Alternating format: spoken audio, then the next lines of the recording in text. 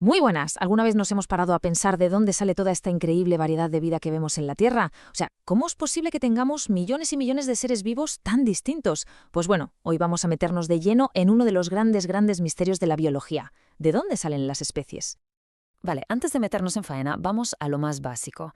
Y es que, ¿qué es exactamente una especie? A ver, parece una pregunta muy simple, ¿verdad? Un perro es una especie, un gato es otra, punto.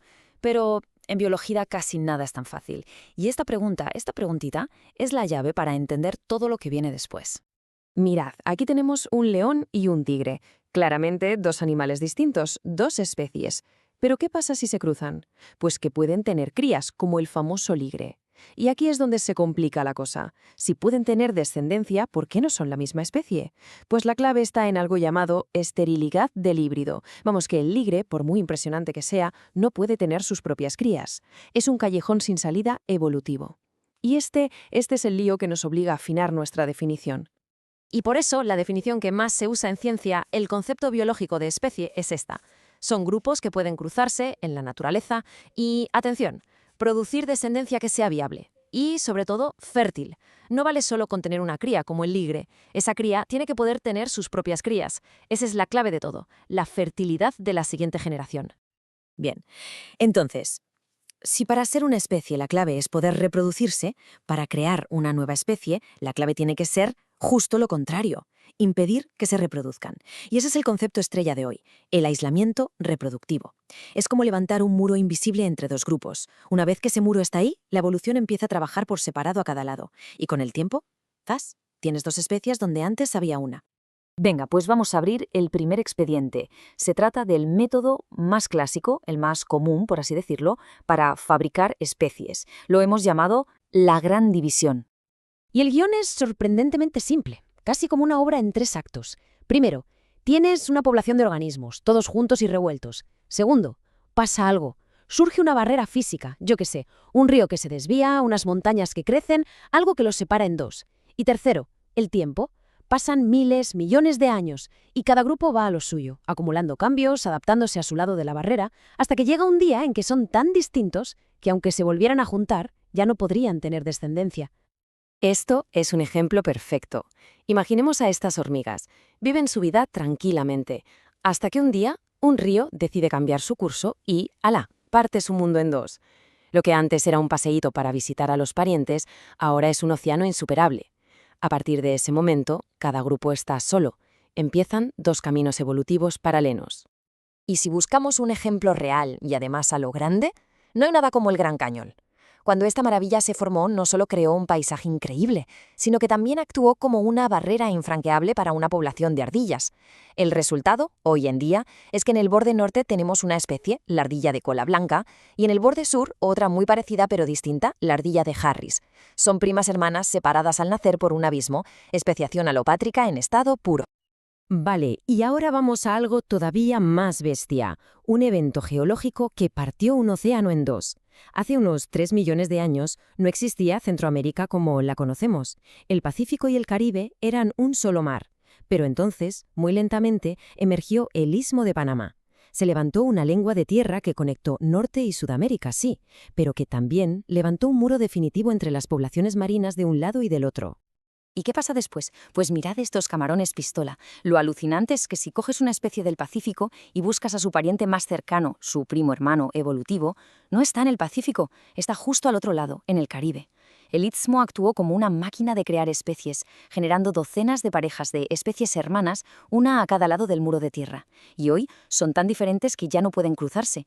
Es una de las pruebas más claras que tenemos de este proceso. De acuerdo, lo de la separación física se entiende bastante bien, ¿verdad? Es lógico. Pero, ¿y si digo que pueden nacer especies nuevas viviendo juntas, en el mismo sitio, sin ninguna barrera de por medio? Parece imposible, ¿a que sí? Pues bien, abrimos nuestro segundo expediente, dividirse sin separarse. Pues esto se conoce como especiación simpátrica. El nombre lo dice todo. Sim significa junto y patria, tierra natal. Ocurre en la misma tierra natal. La clave es que, de alguna manera, un grupito dentro de una población desarrolla una barrera reproductiva interna. Algo cambia en ellos que les impide cruzarse con el resto, aunque estén viviendo literalmente puerta con puerta. Un ejemplo alucinante de esto pasa mucho en las plantas. A veces, por un simple error genético durante la división de las células, una planta acaba con el doble de cromosomas de lo normal. Un juego extra, por así decirlo. Esto se llama poliploidía. Y lo increíble es que esa nueva planta puede que sea perfectamente sana. Puede reproducirse consigo misma o con otras que tengan el mismo error. Pero ya no puede cruzarse con sus padres. Sus cromosomas ya no encajan. Y así, ¡boom!, de la noche a la mañana en una sola generación, tienes una especie nueva. Bueno, ahora que tenemos las piezas, vamos a ponerlas en orden. En realidad, esto de la especiación se puede ver como un espectro. En un extremo tenemos la alopátrica, con una barrera total, una separación clarísima. En el otro extremo, la simpátrica, que ocurre sin ninguna separación física. Pero claro, la naturaleza no es de blancos y negros. Entre medias hay casos intermedios, como la especiación peripátrica y la parapátrica, que dependen de cuántos se separan y del tamaño de los grupos. Vamos a echarles un vistazo rápido. La peripátrica es básicamente una versión especial de la especiación con barrera. Ocurre cuando un grupo muy, muy pequeño se separa de la población principal y coloniza un nuevo lugar. Se le llama el efecto fundador. Como son tan pocos, llevan solo una pequeña parte de la variedad genética original, y cualquier cambio nuevo se extiende mucho más rápido. El caso de manual es el de las moscas de la fruta en Hawái. Unas pocas moscas llegaban a una isla nueva y a partir de ahí, ¡boom!, evolucionaban rápidamente en una nueva especie, y luego a la siguiente isla y así, hasta crear cientos de especies únicas. Y por último, un caso que es una auténtica maravilla para entender la evolución, la especiación parapátrica. Fijaos en estas salamandras de California. Viven formando un anillo alrededor de un valle. Lo curioso es que una salamandra se puede reproducir con su vecina de al lado y esa con la siguiente y así a lo largo de todo el anillo. Pero ¿qué pasa cuando los dos extremos del anillo, que empezaron a separarse hace mucho tiempo, se vuelven a encontrar por el sur? Pues que han acumulado tantos cambios por el camino que ya no se reconocen. Son demasiado diferentes para cruzarse. Es como ver una especie transformándose en otra delante de nuestros ojos. Al final, ya sea por geografía, por genética o una mezcla de ambas, todo se reduce a lo mismo: levantar muros.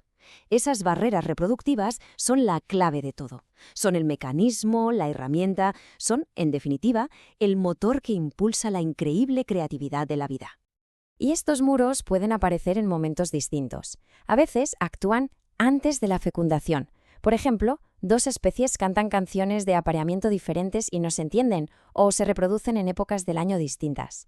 Y otras veces, el muro actúa después. La fecundación ocurre, pero el híbrido o no sobrevive, o, como le pasaba a nuestro amigo el ligre, nace estéril. El resultado es el mismo: el flujo de genes se ha cortado. Así que la idea principal es esta. La especiación no es una reliquia del pasado, no es algo que pasó con los dinosaurios y ya. Es un proceso vivo, constante. Es una fuerza creativa que está funcionando ahora mismo, generando la increíble diversidad de la vida, adaptándose sin parar a un mundo que no deja de cambiar. Es literalmente la fuente de toda la belleza biológica que nos rodea. Y esto nos deja con una última reflexión alucinante. La evolución no se ha parado. Está pasando ahora, a nuestro alrededor. En el metro de las grandes ciudades hay poblaciones de mosquitos que ya son genéticamente distintas a las de la superficie. En los laboratorios vemos a las bacterias evolucionar en cuestión de días. La historia de la vida se sigue escribiendo. Así que la pregunta final no es si aparecerán nuevas especies, sino ¿cuál será la próxima?